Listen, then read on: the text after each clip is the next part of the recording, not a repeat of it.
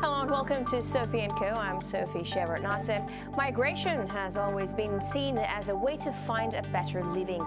Very often it meant fleeing from the troubles of your homeland. Recent conflicts and economic shakeups have brought millions of migrants to Europe and stirred up strong anti-migrant feelings. Can the new neighbors live in peace, and what should be done for that? An Arab Spring tide. An unprecedented population wave, exposing Fortress Europe's policy failures. Immigration is changing and challenging Europe, polarizing its politics and unsettling its societies. How can extremism be sidelined and the fear factor eliminated from the European front lines? Our guest today is Tony Robinson, who used to be the face and leader of the English Defence League street protest movement, known for its strong anti-Islam stance. Tony, it's great to have you on this program today. Now, your recent departure from the English Defence League surprised, if not shocked, both your supporters and opponents. Looking back, are you proud of the EDL leadership or disillusioned with it? I'm proud of forming the English Defence League completely. For too many years in this country, working class people have been ignored and no one's been listening to their voice. And within 4 years, we've built up so much so that people around the world have heard what we're saying.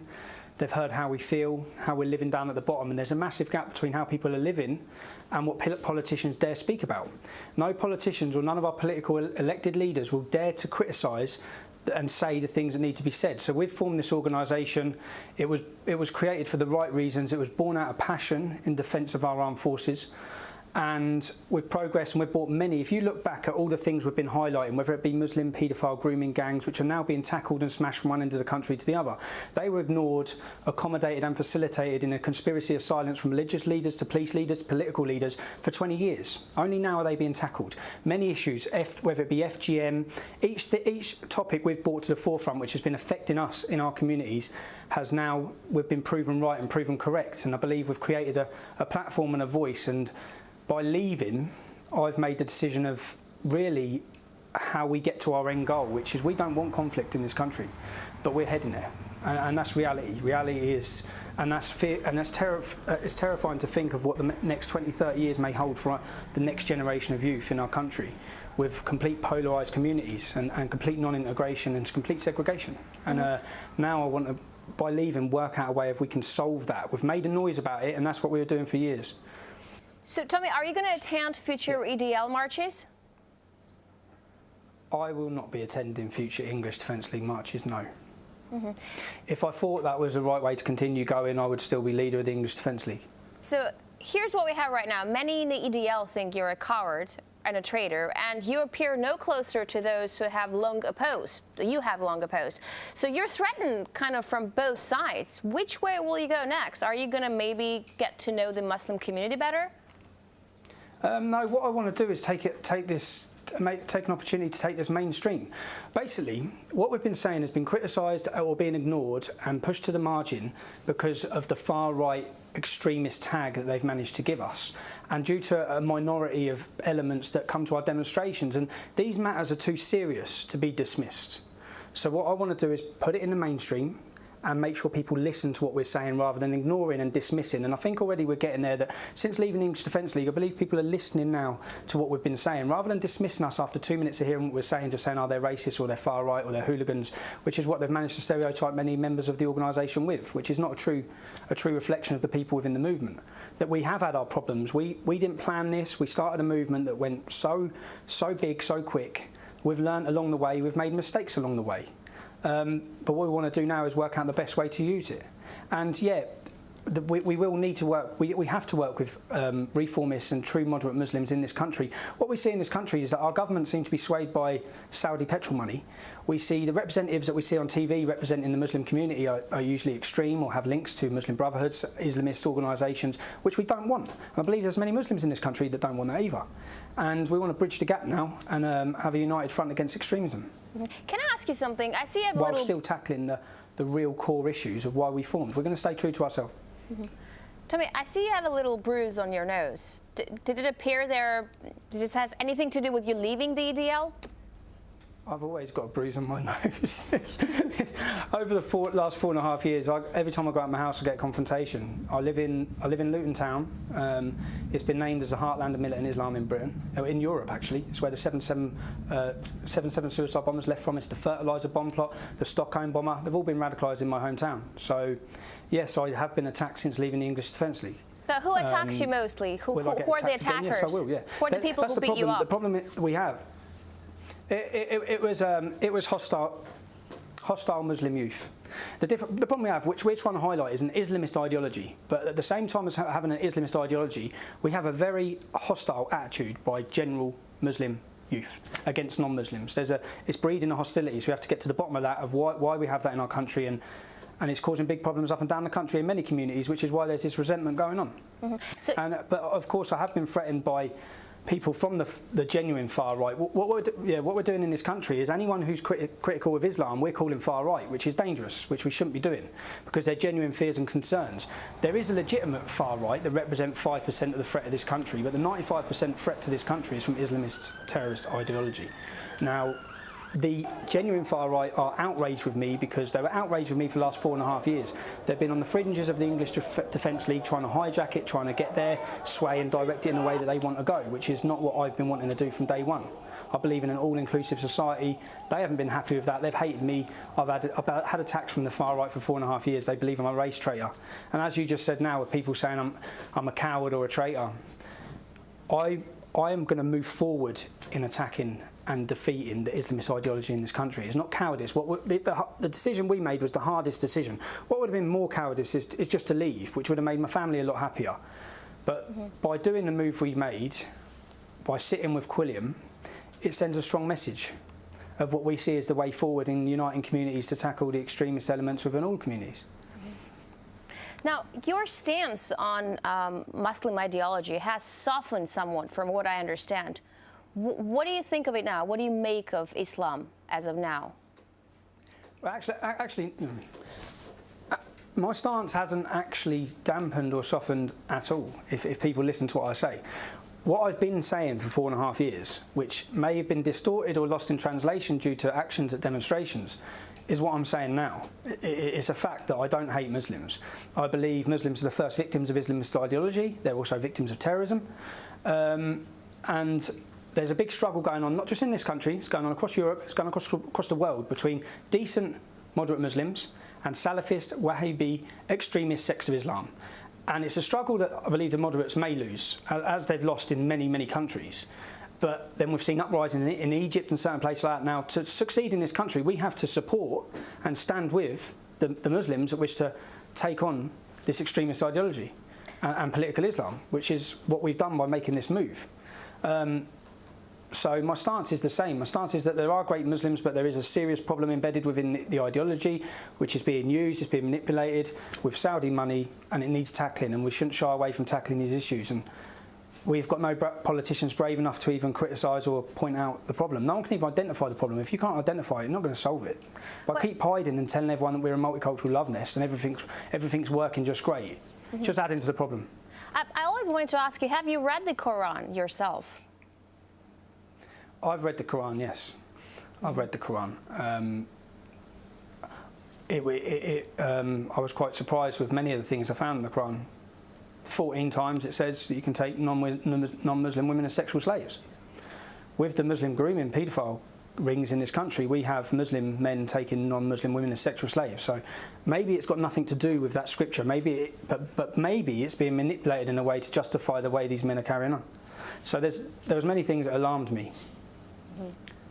Obviously, it's all down to interpretation, because there's many other Muslims in this country who follow the same Quran, who don't want to chop people's heads off or murder and kill. It has to be interpretation, because you know what took place during the Crusades in the Middle Ages wasn't propagated in Bible either, so it has to be a question of interpreting things the right way. But anyways, you say both anti and pro-Islam movements are adding to a problem no one is solving, right?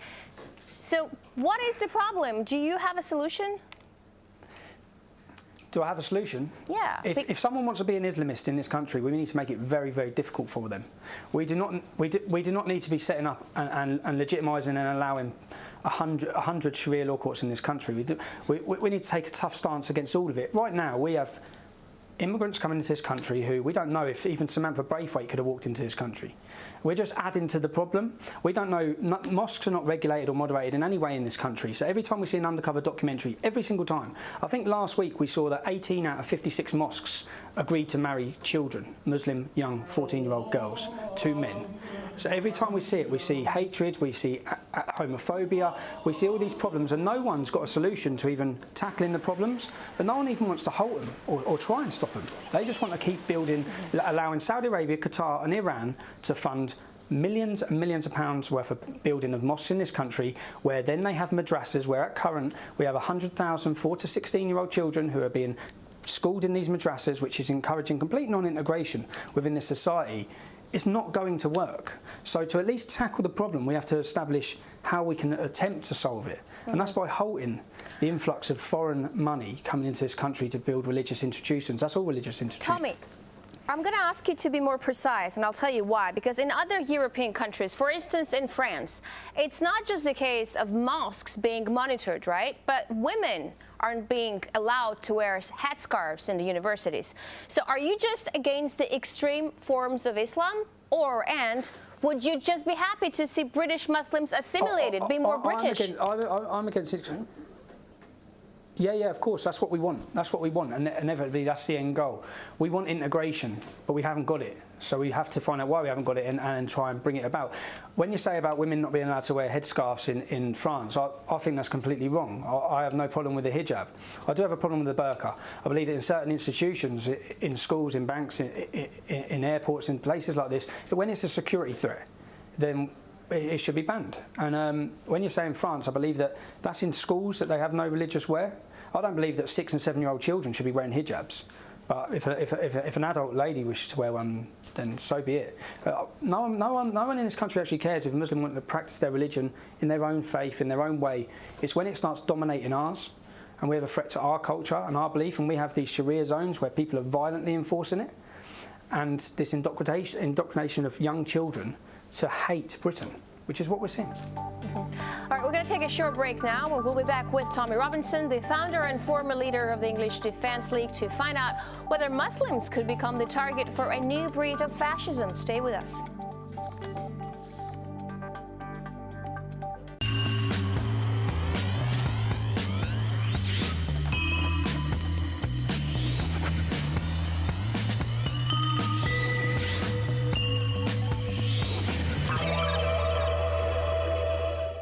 Welcome back. I'm talking to Tony Robinson, founder of the notorious English Defence League, which he recently has left. Good to have you back. Now, the EDL is labeled as a neo-Nazi movement. Could the way the organization operates right now be fueling new Anders Breiviks? The EDL is not actually labelled as a neo-Nazi organisation. Media and far-left organisations may wish to do that, but the Metropolitan Police Force have a extremism unit which classifies organisations far right, far left. We have groups like the National Front who are extreme far right, then we have the British National Party who are far right, and the EDL is smack bang in the centre. So it's not a Nazi organisation. Yes, it's had its problems where we've fought from within to keep Nazis out of the organisation. Britain doesn't really have the similar problems across Europe with neo-Nazis being as powerful and as strong as they are in other countries. And we're blessed for that, really. But we do have a growing problem, which will grow with the Islamist threat, because when we take away any platform for a healthy centre, for a debate, by labelling anyone who says anything as far right, we actually drive and push people to the far right, which is what we're hoping to do, is open up a healthy platform. And when you talk about Anders Breivik, if you take his manifesto, I think it was page 1683, he described the English Defence League as naive fools. He said that the two ideologies can never be reconciled, and we believe democracy can solve the problems, and that we also welcome people from Africa and different continents to be leaders within the organisation, which he was completely opposed to. So really trying to liken it with Anders Breivik is it's quite petty, really. It's miles apart. No, I'm not trying to equal it to Anders Breivik. I'm just saying, do you think a movement such as EDL could breed someone like him? I'm not saying it's a fascist movement, but it has been labeled by many as you know. Well, yeah, right, okay. But anyways, it has been labelled, yeah. Yeah, but anyways, okay. Why? When you say, if we look what bred.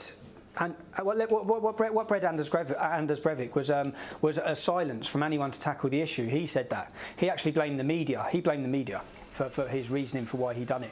Now, do I believe that if we continue down the path, yeah, we will create monsters in this country as well as in Europe, monsters like Anders Breivik. So what you're saying is that Breivik's are actually bred by a government's ignorance to attend to immigration issues. Are you and your calls being heard by the ruling elite? What I'm saying is that's what he said, not what I'm saying. That's what he said, his reasoning for doing it. We've been hoping for 4.5 years that by getting out on the street, we sort of like label it as a cry for help, so that people listen to how we're living. Because the government are not living in towns and cities like Luton, where I come from. They're miles apart, and they're so out of touch with what it's like. And I don't think anyone's really got their finger on the pulse of the amount of resentment and anger. When I look around my country and I see what's happening to it, it hurts. It can get me emotional when I see what's becoming of our great country. And we don't want that. I don't want that. And as a father, as every father in this country should have a duty to hand down a safe and prosperous Britain to the next generation. And we're failing miserably in that duty. Unlike what our forefathers died and sacrificed themselves for, we are failing due to this era that's been created of political correctness and cultural sensitivity, where people are too scared to even speak about these issues. Because we don't want conflict, and inevitably the way things are going, they're heading towards conflict. And everything we want to do is to avoid that. But to avoid it, we need to really get to deep root cause of the problems and at least be able to discuss them and try and work out solutions to them, not just burying them under the carpet and keep hoping that they'll go away, because they won't go away. And as demographics in this country are increasing, the Islamic community is increasing, within that community the problems are increasing, the resentment from the non-Muslim community is increasing, it's not heading down a good path. In your hometown, Luton, white Britons are actually an ethnic minority. Could that be soon the same for Europe as a whole? It will be the same. It's not could it? It will be. Demographic statistics, this is not scaremongering, this is facts. On average, I know in Britain, a Muslim community having 5.6 children, non-Muslims having 1.3. That wouldn't really be a problem if we didn't have all these problems that are associated with it. Now, yeah, in Luton, white Britons are an ethnic minority. That actually doesn't bother me in the hometown that I've grown up in. It's a multicultural town. I believe I've benefited from that. But a culture, with the Islamic community, what we have is, when we see the growth of Islam across Europe, within that culture, the negative things that are coming with it, and it's changing the whole area, it's changing the rules, it's changing the law, it's changing the food. A lot of things are changing that are so different. And they're the issues that people need to be able to express. A lot of people are fearful. You see the matter you're talking about. A lot of people are worried. And they wouldn't be worried if, when we look to Islamic leaders, such as when we saw different Islamic leaders, the Iranian president saying that Islam will conquer Europe through the woman's womb. This is not things that we're saying. You can just go online and you can listen to even Khalid Malik in this country, who was the second in charge of Gordon Brown. In a speech, he says, in 2001 we had 1 Muslim MP, in 2003 we had 2 Muslim MPs, in 2005 we had 6 Muslim MPs, in 2010 we had 10 Muslim MPs. He says within 20 years every MP in this country will be Muslim, and in between saying each thing he says Inshallah, which is Allah willing. So what he's saying is that Allah is willing them to take over our parliament and our government. And then he says within 30 years the Prime Minister of this country would share our faith. Now, that's what he's saying. It's not what we're saying. It's what they're saying. Now, should we be fearful of that? Well, we don't vote based on religion. We keep religion and politics need to be completely separated. But with the Islamic community, that's not what's happening. So what we will see is people voting purely because he's a Muslim. And that's what Khalid Malik is telling us. So we can look to any country in Europe and we find Muslim leaders and community leaders saying these sort of things. And if Muslim leaders spend 95% of the time attacking people who are criticising Islam, whereas if they spent 95% of their time attacking the problems within the ideology and within their communities, there'd be no need for people like ourselves, organisations that I formed, because we could solve the problems. So I think there needs to be a revolution within Muslims within Europe to see that the road we're going down is not a pretty one. And if they want freedom, they want democracy, and they want liberty, and they want all these great things that they come to the Western world for, then they need to stand up. Tommy, do you think a a European country in any time in the future could actually elect a Muslim president? Yes, of course it will. Yeah, it will. It's not if. What we've seen in Belgium recently is we've seen the creation of a Sharia party, an extremist Islamist section similar to what we have in this country of Anjem Choudhury. We've seen them form a political party, and they've been voted in by Muslims. So, in a way, certain sections of the Islamic community will wish to use our democracy to end our democracy. Because we've seen undercover documentaries in Tower Hamlets, which has been called the Islamic Borough of Tower Hamlets, where the mayor, Luftar Rahman, was kicked out of the Labour Party for his extremist ties and links. His spiritual leader describes all non-Muslims as filthy cattle. All these problems, so he's an extremist with all these links to IFE, all these organisations who wish to get a caliphate state and the introduction of Sharia law in Britain. He's the mayor in charge of a £1 billion budget because he has been elected to that position. And then as soon as he's got into his position, he started siphoning the funding away from any moderate Islamic organisations, any real moderates which are in uproar, and they're upset by what's going on there. But the money, taxpayers' money, has been siphoned away to Islamist groups, to madrasas. And that needs to be seen as a blueprint for towns and cities across this country and Europe. So when we look to what's going on, well, if you look at Hizb ut-Tahrir in this country, who are a political organisation, they had a conference in 2007. They had 10,000 people at their conference out of a population of just 3% of the country. Now, the Labour Party, they couldn't even get 10,000 people. Mm-hmm. So when it comes to politics and the political sway within the Islamic community, yeah, it's worrying. You know, Hizb ut-Tahrir, by the way, are an extremist organisation which are banned in many European countries, but given the free roam to reign in our country. Mm-hmm. Many critics, just like yourself, also say that Europe is changing greatly because of immigration, and they believe of culture, lifestyle, general behaviour is changing around the major cities in Europe. So you don't believe there could be a peaceful makeover of Europe? There could be a peaceful makeover if we tackle it now. If we leave it at current, I know in this country we have 5% of the population are Muslim. If we wait until there's 20 to 25% and then we start trying to tackle these hardcore issues of outlawing Sharia, banning the burqa, all these sort of issues that need addressing, we won't be able to. Mm-hmm. We won't be able to. So we need to get to grips with it now. We need to remove Islamist voices from communities. We need to stop empowering them by supporting them and working with them at government levels and local council levels. And we need to empower. There's many Muslim voices in this country who are opposed to all the things that I'm opposed to. We need to empower them. We need to call on Muslims to stand up, because if they wish to live in Britain and we wish to have a harmonious society and a cohesive society, we need to change the direction we're going down. And obviously, to bring about change, people's feelings get hurt. And this is, right where we're at the minute, it's not a time for tiptoeing around people's feet. It's a time for stamping on their feet. And saying these are the hardcore issues that we have to solve if we wish to avoid massive, massive civil disorder or big problems in the future. And because, that's where we're trying to get to now, is to solve these problems. Do I believe that they can be solved? I hope so. You know what I mean? Yeah, but Tony, the other side of the story and the major concern from the other side is, of course, the return of fascism, but this time with Muslims as a target. And I'm not talking about Britain in particular, but in Europe. Yeah, well, if you look across Europe, what you see is the fastest growing political parties in every single country are the anti-Islamist political parties. Now, why? Why is that? I'd say, why is that? Because everyone in all these countries across Europe feel the same. They feel like we haven't been asked anything. We feel like we're being treated as second-class citizens. And that's how we feel. And there's a two-tier system going on across the board. You see Marine Le Pen predicted to be the next leader in France. It's across the country. And that's because there's a problem. So unless they tackle the problem, people would be pushed further and further to that way of thinking. And in Europe, yeah, what surprised me is when I formed the English Defence League, I started then talking to other European groups and looking into what was happening. I was appalled and disgraced and shocked with what's happening in Sweden, in Malmö, in all these different cities in France. I was shocked to see when I started opening my eyes to the problems that are being occurred. And what we have to ask ourselves is, we've had immigration into Britain. We've had the Sikh community, the Hindu community, the West Indian community, the Irish community. We haven't had these same problems and these same issues.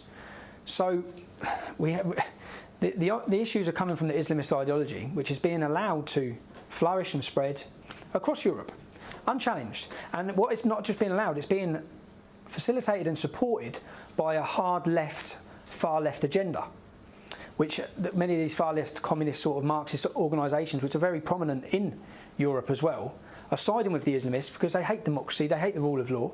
They see it as the biggest way of bringing down all of the things that we cherish, our freedoms that we enjoy.